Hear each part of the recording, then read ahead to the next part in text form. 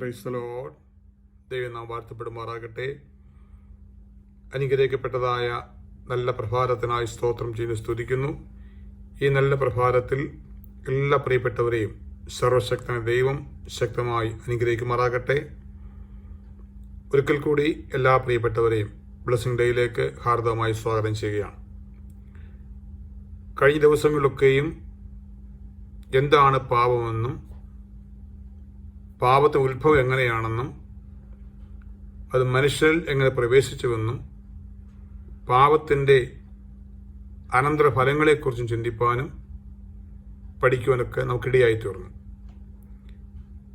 എന്നാൽ ഇന്ന് പ്രഭാതത്തിലും പാപത്തിൽ നിന്ന് ഒരു മനുഷ്യൻ എങ്ങനെ വിടുവിക്കപ്പെടാം എന്നതിനെക്കുറിച്ച് ചിന്തിപ്പാനും ധ്യാനിപ്പാനും ആഗ്രഹിക്കുകയാണ്. ഈ ലോകത്തിലെ സകല മനുഷ്യരും പാപികളാണ്. എനിക്ക് പാപമില്ല എന്ന് പറയുവാൻ ആർക്കും കഴിയുകയില്ല. മനുഷ്യൻ ഈ ഭൂമിയിലായിരിക്കുന്നത് ദൈവത്തോട് ചേർന്ന് നടക്കുവാനാണ്. ദൈവത്തിന് ഹിതമാമണ്ണം ജീവിച്ച് ഓരോ നിമിഷവും ദൈവത്തെ പ്രസാദിപ്പിച്ചുകൊണ്ട് ദൈവത്തിൻ്റെ ഹിതത്തിനനുസരിച്ച് അനുസരണയോടും ഭക്തിയോടും ആരാധനയോടും കൂടെ മുമ്പോട്ട് പോകുന്നതിനാണ് ദൈവം നമ്മെ ഭൂമിയിലാക്കിയിരിക്കുന്നത്. എന്നാൽ ആ ദൈവീയ സാന്നിധ്യത്തിൽ നിന്ന് നമ്മെ പിശാച് പാപത്തിലേക്ക് വലിച്ചുകൊണ്ടുപോയി നാം എല്ലാവരും പാപികളായിത്തീർന്നു. ഏകന്റെ അനുസരണക്കേടിനാൽ എല്ലാവരും പാപികളായിത്തീർന്നു. എന്നാൽ പാപികളായിത്തീർന്ന മനുഷ്യനോട് ദൈവത്തിന് പിന്നെയും കരുണ കാണിക്കേണ്ടി വന്നു. അവിടെ ദൈവത്തിൻ്റെ കരുണയാലും നമ്മോടുള്ള ദൈവത്തിൻ്റെ സ്നേഹത്താലും കർത്താവ് യേശുക്രിസ്തുവിനെ നമ്മുടെ പാപങ്ങൾക്ക് പരിഹാരം വരുത്തുവാൻ ഈ ഭൂമിയിലേക്ക് ദൈവം അയച്ചു. അതുകൊണ്ടാണ് ലൂക്കോസിന്റെ സുവിശേഷം 19 അധ്യായം 10 വാക്യം വായിക്കുമ്പോൾ ഒരു പ്രകാരം എഴുതിയിരിക്കുന്നു: കാണാതെ പോയതിനെ തിരഞ്ഞു രക്ഷിപ്പാനല്ലോ മനുഷ്യപുത്രൻ വന്നത്. യഹോവയായ ദൈവം നമ്മിലൊരുവനെ പോലെ ദൈവത്തിൻ്റെതായ ആ പദവി വിട്ടൊഴിഞ്ഞ് മനുഷ്യനായി ഈ ഭൂമിയിൽ അവതരിപ്പാൻ ഇടയായിത്തീർന്നു. ദൈവം നമ്മെ സ്നേഹിച്ചതുകൊണ്ട് ഏത് വിധേനയും മനുഷ്യവർഗത്തെ പാപത്തിൽ നിന്ന് വീണ്ടെടുക്കുവാൻ ദൈവത്തിൻ്റെ ആഗ്രഹത്തിനും ഹിതത്തിനും അനുസരിച്ച് മനുഷ്യൻ ജീവിക്കണം എന്ന ചിന്തയോടും ആഗ്രഹത്തോടും കൂടിയാണ് യേശുക്രിസ്തു ഈ ഭൂമിയിലേക്ക് വരുവാൻ ഇടയായിത്തീർന്നത്. ഈ വചനം പറയുകയാണ്, കാണാതെ പോയതിനെ തിരഞ്ഞു രക്ഷിപ്പാനല്ലോ മനുഷ്യപുത്രൻ വന്നത്. ദൈവത്തിൻ്റെ സന്നിധിയിൽ നിന്നതായ ദൈവ പൈതൽ ദൈവത്തോടകന്ന് സാത്താന്റെ ആയുധങ്ങളും അവന്റെ ഹിതത്തിന് പ്രവർത്തിക്കുന്നതുമായി തീർന്നു. ആ വ്യക്തി ജീവിതങ്ങളെ തിരഞ്ഞു പിടിച്ച് രക്ഷിപ്പാനാണ് കർത്താവ് മനുഷ്യനായി ഭൂമിയിൽ അവതരിച്ചത്. ഒന്നാമത് ചിന്തിക്കേണ്ട വാക്യം, യഹോവയായ ദൈവം നമുക്ക് വേണ്ടി യേശുക്രിസ്തുവിനെ ഭൂമിയിലേക്ക് അയച്ചു. നമ്മളെ പാപത്തിൽ നിന്ന് വിടുവിക്കുവാൻ യേശു ലോകത്തിലേക്ക് കടന്നു വന്നു. ദൈവം തന്റെ പുത്രനെ ലോകത്തിലേക്ക് അയച്ചത് തന്നെ ലോകത്തെ വിധിപ്പാനല്ല, പിന്നെയോ ലോകത്തെ രക്ഷിക്കുവാനാണ്. ഈ ലോകം ദുഷ്ടന്റെ അധീനതയിൽ കിടക്കുകയാണ്. ലോകത്തിലെ സകല ജനങ്ങളും ദുഷ്ടന്റെ ആധിപത്യത്തിൽ കുടുങ്ങി പാവത്തിലേക്ക് പൊക്കൊണ്ടിരിക്കുമ്പോൾ അവയിൽ നിന്ന് നമ്മെ വീണ്ടെടുക്കുവാനായി, നമ്മെ മോചിപ്പിക്കുവാനായിട്ടാണ് കർത്താവ് ലോകത്തിലേക്ക് വന്നത്. യോഹന്നാന്റെ സുവിശേഷം 3-ാം അധ്യായം 17-ാം വാക്യം വായിക്കുമ്പോൾ അവിടെ തിരുവചനത്തിൽ രേഖപ്പെടുത്തിയിരിക്കുന്നു, ദൈവം തൻ്റെ പുത്രനെ ലോകത്തിലേക്ക് അയച്ചത് ലോകത്തെ വിധിപ്പാനല്ല, ലോകം അവനാൽ രക്ഷപ്പെടുവാനത്രേ. യേശുക്രിസ്തുവിലൂടെ മാത്രമേ ഇനി ലോകത്തിലെ സകല മാനവജാതികൾക്കും രക്ഷപ്പെടാൻ കഴിയുകയുള്ളൂ, അല്ലെങ്കിൽ വിടുതൽ പ്രാപിപ്പാൻ കഴിയുകയുള്ളൂ. അനേക മാർഗം കർത്താവ് യേശുക്രിസ്തുവാണ്. ആ കർത്താവ് യേശുക്രിസ്തു നമുക്ക് വേണ്ടി, പാപികൾക്ക് വേണ്ടി ഈ ലോകത്തിലേക്ക് കടന്നു വന്നു. നമുക്ക് വേണ്ടി കാൽവരി ക്രൂശിൽ പരമയാഗമായി തീർന്നു.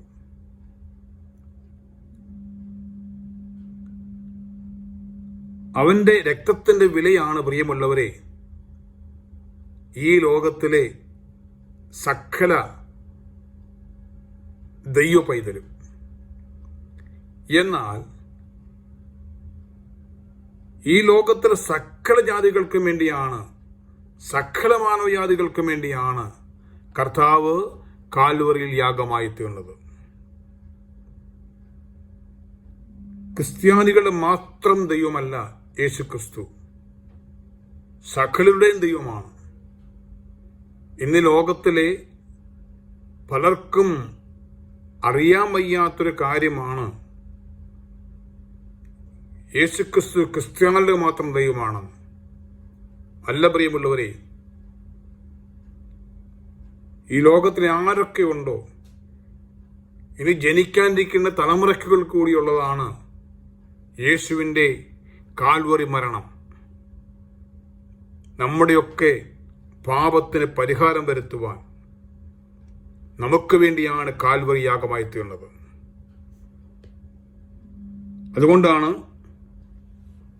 യെശയ്യാ പ്രവചനം 53-ാം അധ്യായത്തിൻ്റെ 5-ാം വാക്യം വായിക്കുമ്പോൾ അവിടെ കാണാൻ കഴിയുകയാണ്, എന്നാൽ അവൻ നമ്മുടെ അതിക്രമങ്ങൾ നിമിത്തവും മുറിവേറ്റും നമ്മുടെ അകൃത്യങ്ങൾ നിമിത്തം തകർന്നു വിരിക്കുന്നു.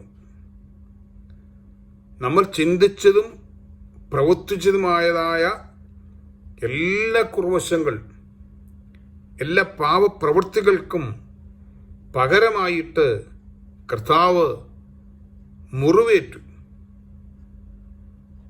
അവൻ തകർന്നു. പ്രിയമുള്ളവരെ, നമ്മൾക്ക് വേണ്ടിയാണ്.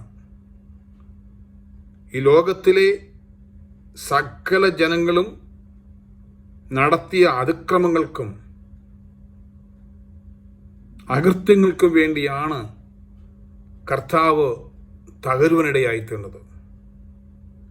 നമ്മൾക്ക് വേണ്ടി കർത്താവ് യേശുക്രിസ്തുവിനെ തകർത്ത് കളയുവാൻ ദൈവത്തിന് മനസ്സായി.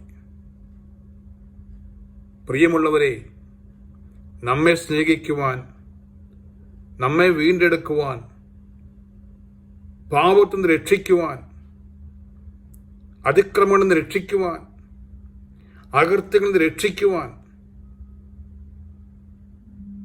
തൻ്റെ ഓമനകുമാരനാകുന്ന പുത്രനായ യേശുക്രിസ്തുവിനെ നമ്മൾക്ക് വേണ്ടി ഏൽപ്പിച്ചു തരികയാണ്. അവൻ തകർന്നപ്പോൾ യഹോവയായ ദൈവം യേശുവിന്റെ നേരെ നോക്കാൻ കഴിയാതെ വണ്ണം മുഖം തിരിച്ചു.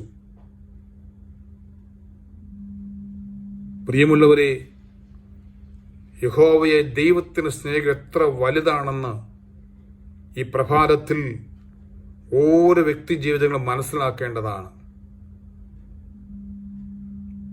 നമ്മൾ ആരും ദൈവത്തെ സ്നേഹിച്ചതല്ല.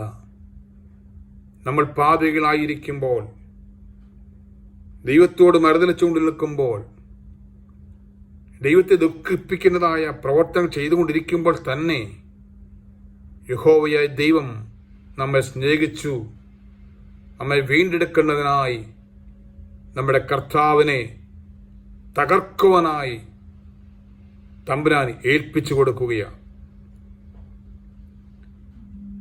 തുടർന്ന് വായിക്കുന്നു, നമ്മുടെ സമാധാനത്തിനായുള്ള ശിക്ഷ അവന്റെ മേലായി. നമ്മെ സമാധാനിപ്പിക്കുവാൻ ഈ അസമാധാനം നിറഞ്ഞ ലോകത്ത്, ഈ ദുഷ്ടം നിറഞ്ഞ ലോകത്ത്, സന്തോഷം നഷ്ടപ്പെട്ട സാഹചര്യങ്ങളിൽ, ദുഃഖത്തിൽ നെടുവീർപ്പിൽ കിടന്നതായി നമ്മെ സമാധാനിപ്പിക്കുവാൻ, ദൈവികമായി ദിവ്യ സമാധാനം നമ്മുടെ മേൽ പകരുവാൻ കർത്താവ് നമ്മോട് മനസ്സലിഞ്ഞതുകൊണ്ട് നമ്മുടെ ശിക്ഷ മുഴുവൻ, നമുക്ക് ലഭിക്കേണ്ടതായ കുറ്റങ്ങൾ മുഴുവൻ കർത്താവ് ഏറ്റെടുക്കുകയാണ്. നമ്മുടെ സമാധാനത്തിനുള്ള ശിക്ഷ അവന്റെ മേലായി. പിന്നെയോ അവന്റെ ആണ്ടിപ്പിണരുകളാൽ നമുക്ക് സൗഖ്യം വന്നിരിക്കുന്നു. പ്രിയമുള്ളവരെ, നമ്മുടെ കർത്താവ് യേശു ക്രിസ്തു 1 അടിയാണ് യേശുക്രിസ്തുവിനെ ഏൽക്കേണ്ടി വന്നത്. യേശുക്രിസ്തുവിനെ അടിച്ച ചാട്ടവാറുകളിൽ, അതിന്റെ അഗ്രങ്ങളിൽ ഈയക്കട്ടുകളും ചൂണ്ടക്കൊളുത്തുകളും അസ്ഥിക്കഷ്ണങ്ങളും കെട്ടിയിട്ടിരുന്നു.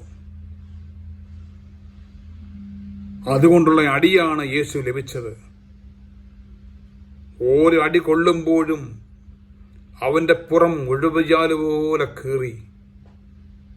പ്രിയമുള്ളവരെ, നമ്മുടെ രോഗസൗഖ്യത്തിനായി, നമ്മെ വിടുവിക്കേണ്ടതിനായി, സാത്താന്റെ ആധിപത്യത്തിൽ നിന്ന് വിടുവിച്ച് ദൈവമക്കളാക്കി തീർക്കുവാൻ യഹോവയായ ദൈവം നമുക്ക് വേണ്ടി കാൽവറി ക്രൂശിൽ യേശു ക്രിസ്തുവിനെ യാഗമാക്കി തീർക്കുവാൻ അവൻ ഏൽപ്പിച്ചു തരുവാൻ ഇടയായിട്ടെന്ന് പ്രിയമുള്ളവരെ.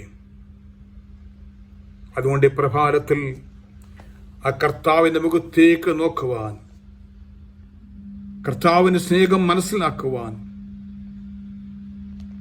ദൈവം നമ്മോടുള്ള ബന്ധം എന്താണെന്ന് മനസ്സിലാക്കുവാൻ ഈ പ്രഭാതത്തിൽ നാം ഓരോരുത്തരും ദൈവത്തെ കരങ്ങളിൽ കേൾപ്പിച്ചു കൊടുക്കേണ്ടത് ആവശ്യമാണ്.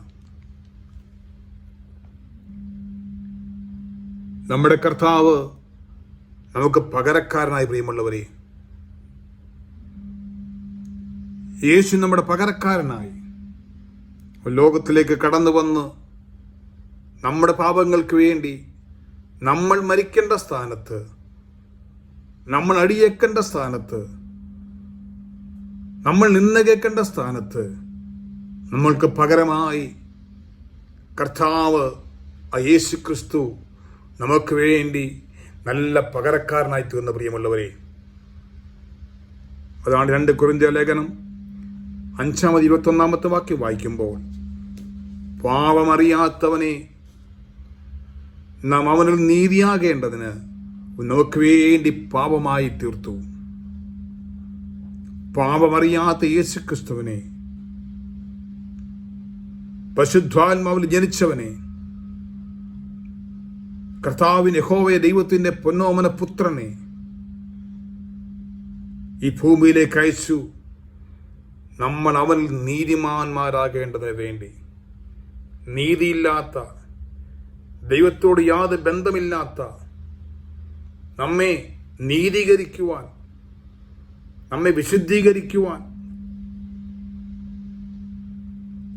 നമ്മുടെ പാപങ്ങൾക്ക് പരിഹാരം വരുത്തി നിത്യതയിൽ കൊണ്ടുപോകേണ്ടതിനായിട്ട് നമ്മുടെ കർത്താവ് യേശു ക്രിസ്തുവിനെ പാപമാക്കി തീർത്ത് പ്രിയമുള്ളവരെ, നമുക്ക് വേണ്ടി, നമ്മുടെ പാപങ്ങൾക്ക് വേണ്ടി, നമ്മുടെ പാപങ്ങൾക്ക് പരിഹാരത്തിന് വേണ്ടി യേശുക്രിസ്തുവിനെ പാപമാക്കി തീർത്തു. നമുക്ക് നല്ലൊരു പകരക്കാരനാക്കി മാറ്റി കർത്താവ്.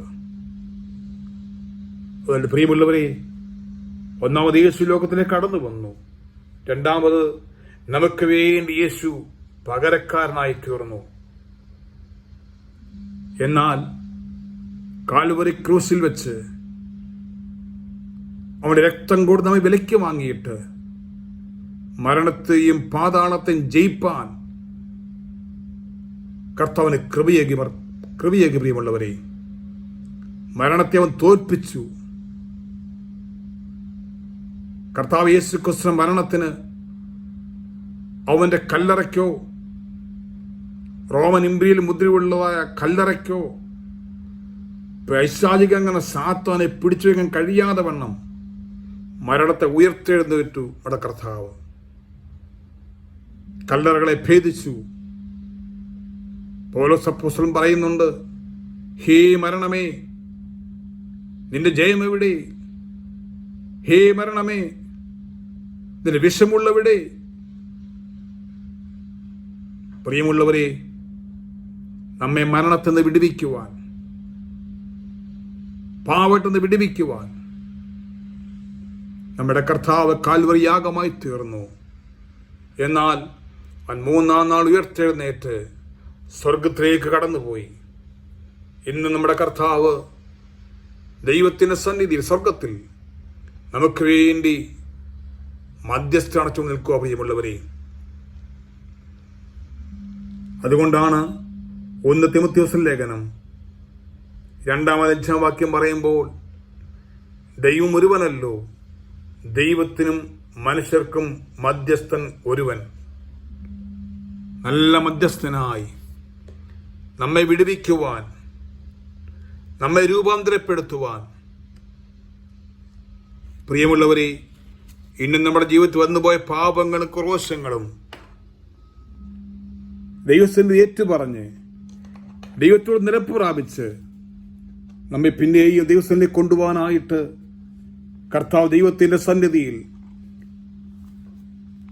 നമുക്ക് വേണ്ടി പക്ഷപാതം ചെയ്യുക. പ്രിയമുള്ളവരെ, നല്ല മധ്യസ്ഥനായി നമുക്ക് വേണ്ടി നിൽക്കുകയാ സ്വർഗത്തില്. പ്രിയമുള്ളവരെ, ഈ പ്രഭാതത്തിൽ നമുക്ക് യേശുവിന്റെ മുഖത്തേക്ക് കൊണ്ട് നോക്കാം. ആ കാൽവറിയിലേക്കൊന്ന് അടുത്ത് ചെല്ലാം. നമുക്ക് വേണ്ടി ചെയ്ത പങ്കപ്പാടുകളും അവൻ അനുഭവിച്ച കഷ്ടതകളും ഓർക്കാം. പ്രിയമുള്ളവരെ,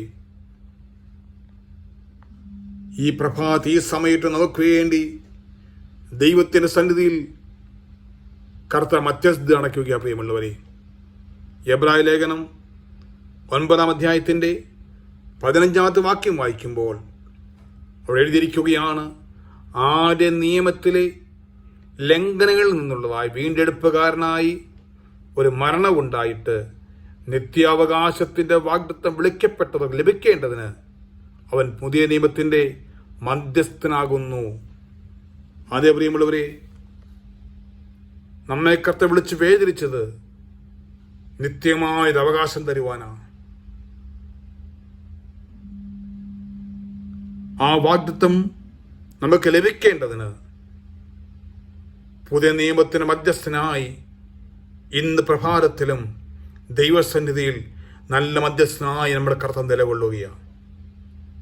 വചനം പറയുകയാണ്, ആദ്യ നിയമത്തിൽ ലംഘനങ്ങളിൽ നിന്നുള്ള വീണ്ടെടുപ്പിനായി ഒരു മരണമുണ്ടായി. നമ്മെ പാപത്തിൽ നിന്ന് വീണ്ടെടുത്തു. അതിനുവേണ്ടി കാൽവറിയിൽ കർത്താവ് യാഗമായി തീർന്നു. എന്നാൽ വീണ്ടെടുക്കപ്പെട്ട ദൈവജനത്തിന് നിത്യമായൊരു അവകാശമുണ്ട്. കർത്താവ് വാഗ്ദത്തം ചെയ്തിരിക്കുന്നു. ആ വാഗ്ദത്തം ലഭിക്കേണ്ടതിനായിട്ട് നമ്മുടെ കർത്താവ് പുതിയ നിയമത്തിന് മധ്യസ്ഥനായിട്ട് നമുക്ക് വേണ്ടി മധ്യസ്ഥ അണയ്ക്കുന്നതിനായി കർത്താവിന്റെ സന്നിധിയിലേക്ക് നമുക്ക് കണ്ണുകൾ ഉയർത്താം. പ്രിയമുള്ളവരെ, അവന്റെ കരങ്ങളിലേക്ക് ഏൽപ്പിച്ചു കൊടുക്കാം. നമ്മുടെ പാപങ്ങൾ ഏറ്റുപറയാം. ഇനി പാപം ചെയ്യുകയില്ലെന്ന തീരുമാനത്തോടെ, ഉറച്ച വിശ്വാസത്തോടെ ദൈവത്തിന്റെ കരങ്ങളിലേക്ക് നമ്മെ തന്നെ ഏൽപ്പിച്ചു കൊടുത്തുകൊണ്ട് പ്രിയമുള്ളവരെ ഈ ലോകത്തിലായിരിക്കാം. നമുക്ക് വേണ്ടി നല്ല മധ്യസ്ഥനായി കർത്താവ് നിലകൊള്ളുകയാണ്. പ്രിയമുള്ളവരെ, നമ്മുടെ ജീവിതത്തിൽ വന്നുപോയതായ എല്ലാ പരാജയങ്ങളും ഈ പ്രഭാതത്തിൽ ദൈവത്തിന്റെ കരങ്ങളിലേക്ക് നമുക്ക് ഏറ്റുപറയാം. പ്രിയമുള്ളവരെ, എഫേസ്യർക്ക് ലേഖനം 5-ാം അധ്യായത്തിന്റെ 2-ാം വാക്യം വായിക്കുമ്പോൾ, ക്രിസ്തു നിങ്ങളെ സ്നേഹിച്ചു നമുക്ക് വേണ്ടി തന്നെത്താൻ ദൈവത്തിന് സൗരഭ്യവാസനയായ വഴിപാടും യാഗമായി അർപ്പിച്ചതുപോലെ സ്നേഹത്തിൽ നടപ്പീൻ. നമുക്ക് വേണ്ടി യേശു യാഗമായി തീർന്ന പ്രിയമുള്ളവരെ, ഇനി വേറൊരു യാഗത്തിന് ആവശ്യമില്ല. പാപം പരിഹരിക്കുവാൻ പഴയ നിയമകാലങ്ങളിൽ യാഗം കഴിക്കുമായിരുന്നു. ആട്ടുകൊറ്റനെയും കുറുപ്രാവിനെയൊക്കെ യാഗം കഴിക്കുമായിരുന്നു. എന്നാൽ സകല മാനവജാതിയുടെയും പാപപരിഹാരത്തിനായി എന്നേക്കുമായി നമ്മുടെ കർത്താവ് കാൽവരി ക്രൂശിൽ യാഗമായി തീർന്നു. കർത്താവ് യേശു ക്രിസ്തു നിങ്ങളെ സ്നേഹിച്ചു നമുക്ക് വേണ്ടി തന്നെത്താൻ ദൈവത്തിന് സൗലഭ്യവാസനയായ വഴിപാട് യാഗമായി അർപ്പിക്കപ്പെടുകയാണ്. നമ്മുടെ പാവമെല്ലാം ഏറ്റെടുത്തു, നമ്മുടെ കുറവുകൾ ഏറ്റെടുത്തു. ആരെ കൊണ്ടും പരിഹരിക്കാൻ കഴിയാത്തതായ പാപങ്ങളും പാപത്തിന്റെ കടച്ചീട്ടുകളും കർത്താവ് നീക്കി തന്ന പ്രിയമുള്ളവരെ, നമുക്ക് വേണ്ടി യാഗമായി തീർന്നു. ഇനി കർത്താവ് യേശു ക്രിസ്തുവിലൂടെ അല്ലാതെ നമുക്കത് പാപത്തിന് പരിഹാരമല്ല പ്രിയമുള്ളവരെ. അതുകൊണ്ട് ഈ പ്രഭാതത്തിൽ എന്നെ കേൾക്കുന്ന എല്ലാ പ്രിയപ്പെട്ടവരും ആ ക്രൂശ ചുവട്ടിലേക്ക് അടുത്തു വന്നാട്ടെ. നമുക്ക് വേണ്ടി യാഗമായി തീർന്ന കർത്താവിന്റെ മുഖത്തേക്ക് നോക്കിയാട്ട്. അതുകൊണ്ട് പ്രിയമുള്ളവരെ, നമ്മെ തന്നെ ദൈവത്തെ കാര്യങ്ങളിലേക്ക് പ്രഭാതത്തിൽ സമ്പൂർണമായി താഴ്ത്തി കൊടുക്കാൻ പ്രിയമുള്ളവരെ. തീത്തോസിന്റെ ലേഖനം 2-ാം 14 വാക്യം വായിക്കുമ്പോൾ അവിടെ എഴുതിയിരിക്കുന്നു, അവൻ നമ്മെ സകല അധർമ്മത്തിൽ നിന്നും വീണ്ടെടുത്ത് സൽപ്രവൃത്തികളിൽ ശുഷ്കാന്തിയുള്ള ഒരു സ്വന്തം ജനമായി തനിക്ക് ശുദ്ധീകരിക്കേണ്ടതിന് തന്നെത്താൻ നമുക്ക് വേണ്ടി കൊടുത്തു. എന്തിനോ യാഗമായി തീർന്നു പ്രിയമുള്ളവരെ. അവൻ നമ്മെ സകല അധർമ്മത്തിൽ നിന്ന്, ധർമ്മത്തിന് വിരുദ്ധമായി പൊക്കോണ്ടിരുന്ന ജീവിതത്തിൽ നിന്ന്, നീതിക്ക് വിരോധമായി അനീതി ചെയ്തുകൊണ്ടിരുന്ന സാഹചര്യങ്ങളിൽ നിന്ന്, അധർമ്മത്തിൽ നമ്മൾ വീണ്ടെടുത്തിരിക്കുകയാണ്. നമ്മുടെ ജീവിതത്തിൽ കാണുന്നതായ എല്ലാ അനീതികളും, എല്ലാ അനുസരണക്കേടുകളും, എല്ലാ അധർമ്മങ്ങളും, എല്ലാ അകൃത്യങ്ങളും, എല്ലാ വീഴ്ചകളിൽ നിന്നും അവൻ നമ്മെ വീണ്ടെടുത്തു. എന്തിനു വേണ്ടി? സൽപ്രവൃത്തികൾ, നന്മ ചെയ്യുവാൻ, കളങ്കമില്ലാത്ത നീതിയോടുകൂടി നിർമ്മലതയോട് ജീവിക്കുവാൻ, ശുഷ്കാന്തിയുള്ള ദൈവത്തിന് സ്വന്തം ജനമായി തീരേണ്ടതിന്. പ്രിയമുള്ളവരെ, എത്രത്തോളം ദൈവം നമ്മെ സ്നേഹിച്ചെന്ന് ഈ വചനത്തിന് മനസ്സിലാക്കേണ്ടതാ പ്രിയമുള്ളവരെ. തനിച്ചു പാർക്കുന്ന ഒരു ജനം, അവർ ജാതികളോട് എണ്ണപ്പെടുന്നില്ല എന്നാണ് ഇസ്രായേൽ ജനത്തെക്കുറിച്ച് ദൈവം സാക്ഷീകരിച്ചിരുന്നത്. അതേ പ്രിയമുള്ളവരെ, സ്വന്തം ജനമായി തീരേണ്ടതിന്, തനിക്ക് വേണ്ടി, ദൈവത്തിന് വേണ്ടി ശുദ്ധീകരിക്കേണ്ടതിനാണ്. ദൈവത്തിന്റെ മക്കളാക്കി തീർക്കുവാൻ, വിശുദ്ധന്മാരായി തീരുവാൻ, ദൈവത്തിന് കൂടെ വസിക്കുന്നവരായി തീരേണ്ടതിന് അവൻ തന്നെത്താൻ ഏൽപ്പിച്ചു കൊടുക്കുകയാണ്. അവൻ സ്വയം ഏറ്റെടുക്കുകയാണ്. പ്രിയമുള്ളവരെ, നമ്മൾ നശിച്ചു പോകുന്ന സാഹചര്യങ്ങളിൽ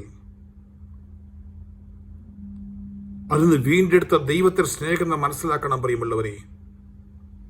തള്ളിക്കളയാത്തവനായ നല്ലവനായ ഒരു ദൈവത്തെ ഈ പ്രഭാതത്തിൽ നമുക്ക് പിന്തുടരാൻ പ്രിയമുള്ളവരെ. വചനം പറയുന്നു, അവൻ നമ്മെ സകല അധർമ്മത്തിൽ നിന്ന് വീണ്ടെടുത്ത് സൽപ്രവർത്തികളിൽ ശുഷ്കാന്തിയായുള്ള ഒരു സ്വന്തം ജനമായി തനിക്ക് ശുദ്ധീകരിക്കേണ്ടതിന് തന്നെത്താൻ നമുക്ക് വേണ്ടി ഏൽപ്പിച്ചു കൊടുക്കുകയാണ്. ആ കർത്താവിന് സ്നേഹം ഒന്ന് മനസ്സിലാക്കട്ടെ പ്രിയമുള്ളവരെ. പ്രഭാതത്തില് ദൈവത്തിന്റെ കരങ്ങളിലേക്ക് നമ്മെ തന്നെ ഏൽപ്പിച്ചു കൊടുക്കാം. അവർ സ്നേഹം മനസ്സിലാക്കിക്കൊണ്ട്, നമ്മോടുള്ള ദൈവത്തിന്റെ ഇഷ്ടം മനസ്സിലാക്കിക്കൊണ്ട് ഈ പ്രഭാതത്തിൽ ഒരു നല്ല ജീവിതം നയിപ്പാൻ നമുക്കിന്ന് പകൽക്കാലം ദൈവത്തിന് കരങ്ങൾ ഏൽപ്പിച്ചു കൊടുത്തുകൊണ്ട് പ്രത്യാശയോടെ ജീവൻ നയിപ്പാൻ ദൈവത്തിന്റെ കരങ്ങളെ സമർപ്പിച്ചു കൊടുക്കാൻ പ്രിയമുള്ളവരെ. 1 കൊരിന്ത്യർക്കെഴുതിയ ലേഖനം 1:30 വായിക്കുമ്പോൾ, നിങ്ങളോ അവനാൽ ക്രിസ്തുയേശുവിൽ ഇരിക്കുന്നു, അവൻ നമുക്ക് ദൈവത്തിൽ നിന്ന് ജ്ഞാനവും നീതി ശുദ്ധീകരണവും വീണ്ടെടുപ്പുമായി തീർന്നു. ഇപ്പോൾ എങ്ങനെയാണ്? ക്രിസ്തു യേശുവിലിരിക്കുന്നു, യേശുവിന്റെ കൂട്ടായ്മയിലായിരിക്കുന്നു. ഈ ലോകത്തിലിരിക്കുന്ന ഓരോ ദൈവവൈതലും ക്രിസ്തുവിന്റെ കൂട്ടായ്മയിൽ വസിക്കുന്നവനായിരണം. അവനോട് ചേർന്ന് നടക്കുന്നവനായി തീരണം. അവന്റെ ശബ്ദം കേൾക്കുന്നവനായി തീരണം. അവന്റെ വചനത്തിൽ ആശ്രയിക്കുന്നവനായി തീരണം. നിങ്ങളോ അവനാൽ ക്രിസ്തു യേശുവിൽ ഇരിക്കുന്നു. എങ്ങനെ യേശുവിൽ ഇരിക്കുന്നത്? അവനുമായുള്ള കൂട്ടായ്മയിൽ, അവനുമായുള്ളതായ സമ്പർക്കത്തിൽ, അവന്റെ വചനത്തിൽ, അവന്റെ ശബ്ദം കേൾക്കുന്നതിലൂടെ, ആരാധനയിലും പ്രാർത്ഥനയിലൂടെ അവൻ അവിടെ കൂടെ ഇരിക്കുന്ന അനുഭവം. പ്രിയമുള്ളവരെ, നമ്മുടെ ഏത് സാഹചര്യങ്ങളിലും ദൈവസാന്നിധ്യം അനുഭവിക്കുവാൻ, ദൈവസ്നേഹം മനസ്സിലാക്കുവാൻ, ദൈവരഹിതമാവണം ജീവിക്കുവാൻ ഈ പ്രഭാതത്തിൽ ദൈവത്തിന്റെ കരങ്ങളിലേക്ക് ഏൽപ്പിക്കണം പ്രിയമുള്ളവരെ. അവൻ നമ്മുടെ വലം കൈക്ക് പിടിക്കുവാൻ നമ്മുടെ കരങ്ങളെ അവന്റെ കരം സമർപ്പിച്ചു കൊടുത്താട്ടെ. നമ്മുടെ യാത്രയിലും പ്രവർത്തന കർത്താവേ, നിന്റെ സാന്നിധ്യമില്ലെങ്കിൽ ഞാൻ പോകുകയില്ല തീരുമാനിച്ചുകൊണ്ട് ദൈവ സാന്നിധ്യത്തിന് വേണ്ടി കാത്തിരുന്നിട്ട് അവന്റെ സാന്നിധ്യം അനുഭവിച്ചുകൊണ്ട് കടന്നു പോകണം പ്രിയമുള്ളവരെ. അങ്ങനെയാണ് യേശുക്രിസ്തുവിനോട് ചേർന്ന് ഇരിക്കുവാൻ കഴിയുന്നത്. പിന്നെയോ അവൻ നമുക്ക് ജ്ഞാനത്തിന്റെയും നീതിയുടെയും ശുദ്ധീകരണത്തിന്റെയും പരിശുദ്ധാത്മാവിനെ നമ്മുടെ ഹൃദയങ്ങളിൽ പകരുവാനിടയായി തീർന്ന പ്രിയമുള്ളവരെ, നമ്മുടെ കാര്യസ്ഥനാകുന്ന നല്ല കർത്താവ് നമ്മുടെ ഹൃദയങ്ങളിൽ വാസം ചെയ്യുകയാണ്. പരിശുദ്ധാത്മാവ് ജ്ഞാനത്തിന്റെയും വിവേകത്തിന്റെയും സുബോധത്തിന്റെയും ശക്തിയുടെ ആത്മാവാണ്. ആ പരിശുദ്ധാത്മ നിയന്ത്രണത്തിലായിരിക്കണം പ്രിയമുള്ളവരെ ഈ ലോകത്തിൽ ഓരോ ദൈവത്തിലും ജീവിക്കേണ്ടതും. അതിന്റെ നിയന്ത്രണത്തിലായിരിക്കണം നമ്മുടെ ഈ പ്രവാസകാലം കഴിക്കേണ്ടത് പ്രിയമുള്ളവരെ. യേശുക്രിസ്തുവിനോട് ചേർന്ന് വാസം ചെയ്യുവാൻ ഈ പ്രഭാതത്തെ ഏൽപ്പിച്ചു കൊടുക്കാൻ പ്രിയമുള്ളവരെ.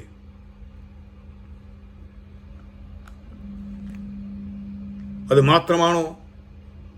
1 കൊലോസ്യ ലേഖനം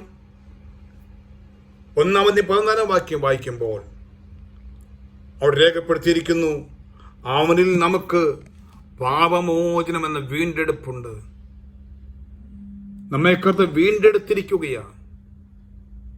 തകർന്നുപോയ സ്ഥാനത്ത് നിന്നും, ആരാലെ വിടുവിക്കപ്പെടാൻ കഴിയാതിരുന്ന സാഹചര്യങ്ങളിൽ നിന്നും നമ്മുടെ കർത്താവ് വീണ്ടെടുത്തിരിക്കുക പ്രിയമുള്ളവരെ. ആ കർത്താവിന്റെ പാത പിൻപറ്റുവാൻ നമുക്ക് പ്രഭാതത്തെ ഏൽപ്പിച്ചു കൊടുക്കാം. പ്രിയമുള്ളവരെ, നമ്മെ പാവിടുന്നത് വിടുവിക്കുവാൻ യേശു കർത്താവ് ലോകത്തിലേക്ക് കടന്നു വന്നു. നമുക്ക് വേണ്ടി പകരക്കാരനായി, നല്ല മധ്യസ്ഥനായി, നമുക്ക് വേണ്ടി യാഗമായി തീർന്നു. പിന്നെയോ നമ്മെ പാപത്തിൽ നിന്ന് യേശുവിനെ വീണ്ടെടുത്തു, നമ്മുടെ വീണ്ടെടുപ്പുകാരനായി തീർന്നു. പ്രിയമുള്ളവരെ, ഈ പ്രഭാതം നമ്മുടെ ജീവിതത്തിൽ വ്യത്യാസം ഉണ്ടാകട്ടെ. റോമാലേഖനം 6:6 വായിക്കുമ്പോൾ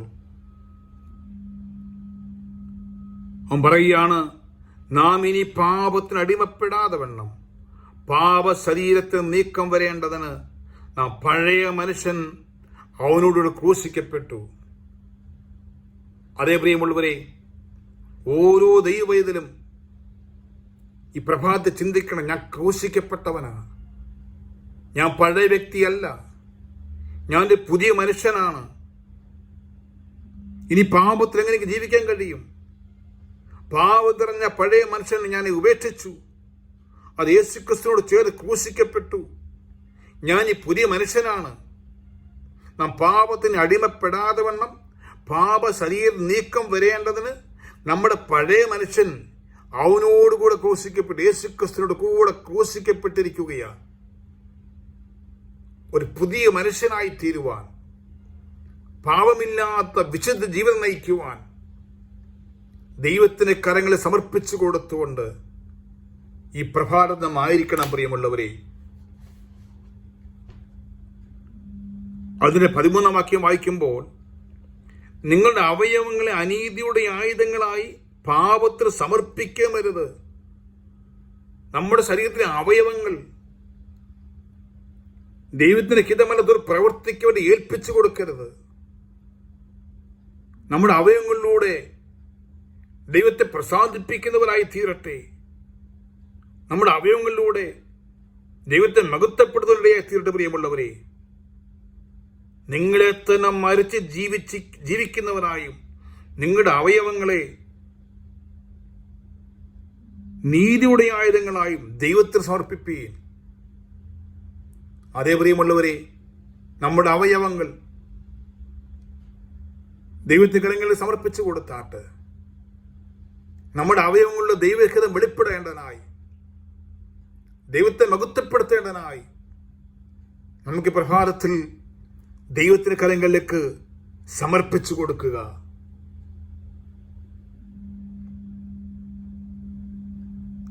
അതുകൊണ്ട് 17-ാം വാക്യം വായിക്കുകയാണ്, എന്നാൽ നിങ്ങൾ പാപത്തിന്റെ ദാസന്മാരായിരുന്നുവെങ്കിലും നിങ്ങളെ പഠിപ്പിച്ച ഉപദേശരൂപത്തെ ഹൃദയപൂർവ്വം അനുസരിച്ച് പാപത്തിന്റെ സ്വാതന്ത്ര്യം ലഭിച്ച് നീതിക്ക് ദാസന്മാരായി തീർന്നത് കൊണ്ട് ദൈവത്തിന് സ്തോത്രം ചെയ്യുകയാണ്.